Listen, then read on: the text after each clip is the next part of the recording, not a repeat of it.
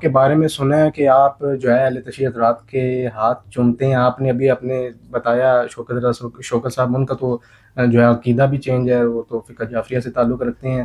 آپ کہیں جو ہے وہ اپنے استاد جی کو سمجھتے ان کے عقائد کے پابند تو نہیں ہوگے، یا ابھی بھی سنی حنفی عقیدہ ہی رکھتے ہیں؟ ان کے ہاتھ آپ کیوں چومتے ہیں؟ ہاتھ چومنے کی وجہ ذرا مجھے بتائیے گا. ہاتھ چومنے کی وجہ جو آپ نے بات کی کہ اہل تشیع کے ہاتھ چومتا ہوں، میں نے آج تک اپنے استاد محترم کے علاوہ کسی اہل تشیع کے ہاتھ نہیں چومے. چلے استاد جی کے. اور استاد جی کے ہاتھ اس لیے چومتا ہوں کیونکہ وہ میرے استاد ہیں، اور استاد کا ادب آپ پہ واجب نہیں، اوجب ہے.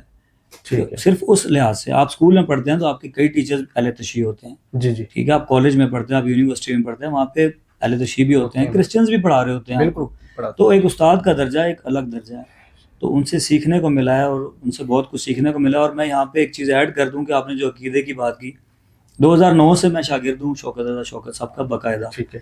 اور آج تک مجھے استاد جی نے یہ نہیں کہا کہ آپ بھی شیعہ ہو جاؤ یا آپ بھی ماتم کرو یا آج تک ایسا نہیں کہا. اور میں آپ کو ان کی کتابوں میں سے یہ چیز دکھا سکتا ہوں کہ انہوں نے حضرت عائشہ صدیقہ رضی اللہ عنہ ان کے ریفرنس سے بات کر کے اس کے بعد اشعار کہے ہیں.